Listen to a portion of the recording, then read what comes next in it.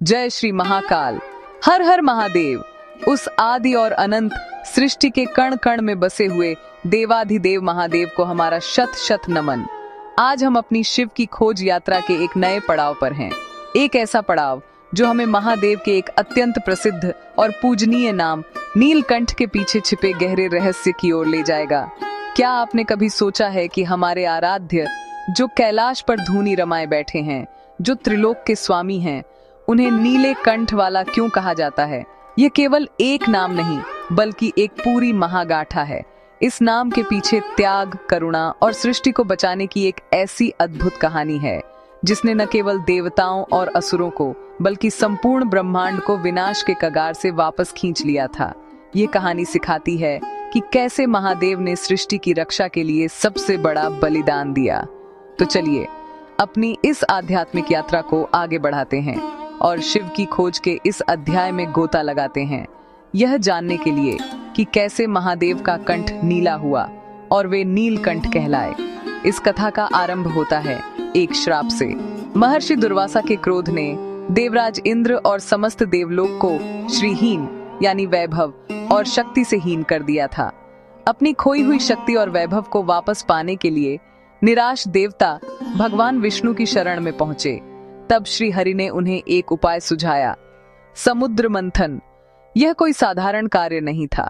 इसके लिए देवताओं को अपने चिर प्रतिद्वंद्वी असुरों के साथ संधि करनी पड़ी। मंदराचल पर्वत को मथनी और वासुकीनाग को रस्सी बनाया गया। एक ओर देवता और दूसरी ओर असुर अमृत के लालच में क्षीर सागर को मथने लगे।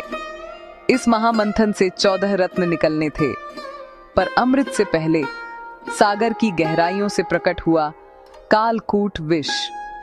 इसकी ज्वालाओं से ब्रह्मांड जलने लगा। इसकी गंध से देवता और असुर मूर्छित होने लगे। सृष्टि पर प्रलय का संकट मंडराने लगा।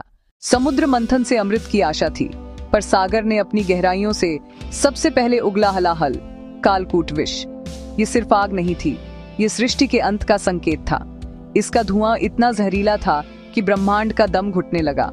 उस विष की ज्वाला इतनी भयानक थी कि पलक झपकते ही पूरा ब्रह्मांड भस्म हो सकता था। जिन देवताओं और असुरों ने अपनी शक्ति के अहंकार में मंथन शुरू किया था, वे अब असहाय थे। उनकी सारी शक्तियां इस विष के सामने तुच्छ पड़ गईं। ब्रह्मा और विष्णु भी इस महाविनाश को रोकने में असमर्थ थे। जब हर दिशा में केवल प्रलय हो तो शरण कहाँ मिले?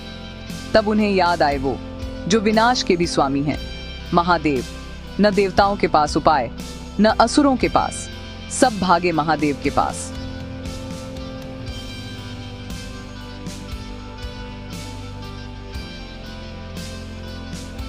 कैलाश पर ध्यान मग्न महादेव ने सृष्टि की पीड़ा को महसूस किया। देवता और असुर उनके चरणों में गिरे हुए थे। उनकी आंखों में याचना थी। यह एक निर्णायक क्षण था।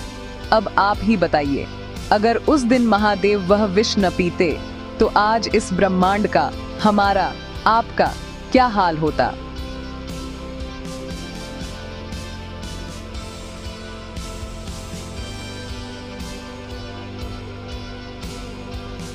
महादेव मुस्कुराए। उनकी मुस्कान में भय नहीं, अभय था। उन्होंने किसी को दोष नहीं दिया, बस सृष्टि की रक्षा का भार अपने ऊपर ले लिया। उन्होंने उस हलाहल विष को अपनी अंजुलि में लिया। जो विष पूरे ब्रह्मांड को जलाने की क्षमता रखता था, वो अब उनके हाथों में एक शांत नीली ज्वाला की तरह सिमट गया था। महादेव ने करुणा स्वरूप उस भयानक विष को उठाया और उसे अपने कंठ में धारण कर लिया। एक पल के लिए सब कुछ थम गया। समय ठहर गया। पूरा ब्रह्मांड, हर देवी देवता, हर असुर, हर जीव अपनी सांसें रोके बस उन्हें ही देख रहा था। विष उनके कंठ में ठहर गया था और धीरे धीरे उस स्थान पर एक गहरा नीला रंग उभरने लगा। यह विष की पीड़ा नहीं बल्कि विष पर महादेव के नियंत्रण का प्रतीक था। यह उनकी करुणा का चिन्ह था जो हमेशा के लिए उनके शरीर पर अंकित हो गया। यहीं से उन्हें एक नया नाम मिला, एक नई पहचान मिली, नीलकंठ। वह जो नीले कंठ वाले हैं।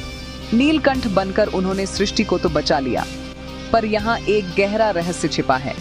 महादेव जो स्वयं महाकाल हैं, वह चाहते तो उस विष को पूरी तरह नष्ट कर सकते थे। पर क्या आपने सोचा है, महादेव ने वह विष पी लिया लेकिन उसे पेट में क्यों नहीं उतारा? इसका उत्तर उनकी करुणा में ही छिपा है। वह संपूर्ण सृष्टि के रक्षक हैं। शास्त्रों के अनुसार महादेव का उदर स्वयं एक ब्रह्मांड है जिसमें समस्त लोक बसते हैं। अगर वह विष उनके भीतर उतरता तो यह उनके पेट में बसी हुई सृष्टि तक पहुंच जाता और पूरी धरती उस विष की अग्नि से जल उठती। इसलिए उन्होंने उस विष को बाहर भी नहीं उगला और उसे अंदर भी नहीं जाने दिया। उन्होंने मध्य का मार्ग चुना। महादेव ने उस विष को कंठ में ही रोक लिया और उसे अपनी योग शक्ति से संतुलित किया। यह एक पल का नहीं बल्कि अनंत काल का त्याग है। वह आज भी उस विष को धारण किए हुए हैं, हमें यह याद दिलाने के लिए कि सबसे बड़ी शक्ति करुणा और आत्मनियंत्रण में है और समूचा ब्रह्मांड उनकी इसी त्याग की महिमा गाता रहा है। नील रंग सिर्फ विष के कारण नहीं बल्कि वैराग्य और त्याग का प्रतीक है। यह हमें सिखाता है दुख, क्रोध और विषैले विचारों को भीतर मत उतरने दो, उन्हें कंठ पर ही रोकना सीखो, क्योंकि जब हम विष को बाहर आने से रोकते हैं तभी जीवन संतुलित रहता है। नीलकंठ होना मतलब त्यागी बनना, धैर्य रखना और दूसरों की रक्षा करना।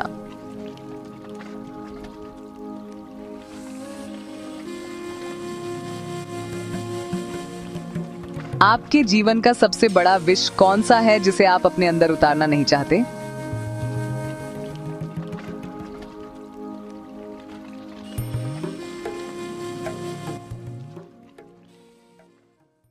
नीलकंठ शिव ने हमें यह संदेश दिया कि जब संकट सबसे बड़ा हो तब त्याग सबसे ऊंचा होना चाहिए। यह केवल एक पौराणिक कथा नहीं बल्कि हमारे जीवन का एक गहरा दर्शन है। यह हमें सिखाता है कि सच्ची महानता दूसरों के कल्याण के लिए स्वयं के सुख को त्यागने में है। महादेव ने विष पीकर यह दिखाया कि ब्रह्मांड की रक्षा के लिए सबसे बड़े कष्ट को भी सहजता से स्वीकार किया जा सकता है। जब हलाहल विष की विनाशकारी ज्वालाएं पूरे ब्रह्मांड को भस्म करने पर उतारू थीं, तब देवता और दानव दोनों ही भयभीत होकर महादेव की शरण में आए। उस क्षण महादेव ने यह नहीं देखा कि कौन पुण्यात्मा है और कौन पापी। उन्होंने केवल असहाय प्राणियों की पुकार सुनी और बिना किसी भेदभाव के अपनी असीम करुणा से उस महाविनाश से सबको बचाया। यह उनकी परम दयालुता का सर्वोच्च उदाहरण है। आज भी हमारे जीवन में कितने ही हलाहल हैं, क्रोध का विष, ईर्ष्या की ज्वाला, निराशा का अंधकार। जब हम इन मानसिक और भावनात्मक कठिनाइयों के सागर में डूबने लगते हैं, जब चारों ओर से संकट हमें घेर लेते हैं, तब अंतर्मन से बस एक ही नाम स्मरण में आता है, एक ही सहारा दिखाई देता है, नीलकंठ महादेव। यह सिर्फ एक नाम नहीं, यह एक अभय मंत्र है। यह विश्वास है कि कोई है जो हमारे सभी दुखों और विष को अपने भीतर समाहित कर सकता है। यह नाम हमें याद दिलाता है कि चाहे संकट कितना भी गहरा क्यों न हो, महादेव की कृपा हमें उससे उबार सकती है। उनकी नीली गर्दन हमें आशा देती है कि सबसे घातक जहर भी भक्ति के सामने शक्तिहीन है। तो दोस्तों, नीलकंठ की यह कथा आशा और करुणा का एक शाश्वत प्रकाश स्तंभ है। यह थी आज की हमारी शिव की खोज। अगर महादेव के इस करुणामयी स्वरूप ने आपके हृदय को छुआ है तो इस ज्ञान के प्रकाश को आगे बढ़ाने में हमारी सहायता करें। वीडियो को लाइक करें और अपने प्रियजनों के साथ शेयर करें ताकि वे भी इस दिव्य कृपा का अनुभव कर सकें। शिव की महिमा का सागर अथाह है। इस आध्यात्मिक यात्रा पर हमारे साथ बने रहने के लिए हमारे चैनल शिव की खोज को सब्सक्राइब करें और हमारे साधकों के परिवार का हिस्सा बनें।